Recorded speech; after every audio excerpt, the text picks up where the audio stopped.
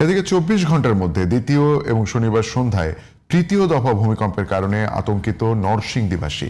ফের ভূমিকম্পের শঙ্কায় ঘরে থাকতে সাহস পাচ্ছেন না বেশিরভাগ মানুষ। নরসিংদী প্রতিনিধি শ্যামল মিত্রের রিপোর্ট, জানাচ্ছেন কিরণ মুস্তফা। শুক্রবারের ভূমিকম্পের রেশ কাটতে না কাটতেই শনিবারও ফের ভূমিকম্পে কেঁপে ওঠে রাজধানী ঢাকা ও নরসিংদী। দ্বিতীয় দফার ভূমিকম্পনের পর থেকেই আতঙ্কিত নরসিংদীবাসী। শনিবার সন্ধ্যার পর থেকেই ফের ভূমিকম্পের শঙ্কায় ঘরে থাকতে ভয় পাচ্ছেন বেশিরভাগ মানুষ। নিরুপায় হয়ে ঘরবাড়ি ছেড়ে খোলা মাঠে অবস্থান করেন কয়েক ঘন্টা। আমাদের বয়সের জন্য ঝুঁকিপূর্ণ আর কি। আগে কি হয়েছে এটা বলতাম পারে না, কারণ আমাদের বয়সের তুলনায় এবারই বেশি। যে ভূমিকম্পটা দেখছি আতঙ্ক হয়ে গেছে। এর আগে শুক্রবারে ভূমিকম্পে জেলায় মারা যান ৫ জন, আহত হন শতাধিক।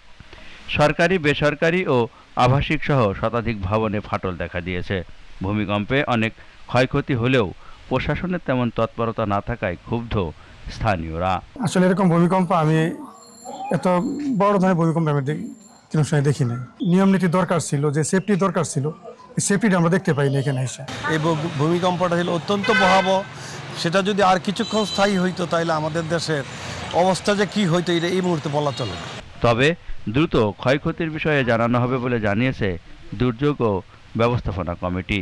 নরসিংদী সদর পৌর এলাকায় পৌরসভার নির্বাহী প্রকৌশলীকে সভাপতি করে 4 সদস্য বিশিষ্ট একটি কমিটি গঠন করা হয়েছে। এই কমিটি আজকে 9টি ওয়ার্ড পরিদর্শন করে তারা কি পরিমাণ ক্ষয়ক্ষতি হয়েছে বিভিন্ন স্টেক হোল্ডারদের সাথে, ভবন মালিকদের সাথে কথা বলে এগুলো নিশ্চিত করবেন। পরবর্তীতে জেলা পর্যায়ে যে কমিটি হবে সেই কমিটির মাধ্যমে পরবর্তী সিদ্ধান্ত জানানো হবে।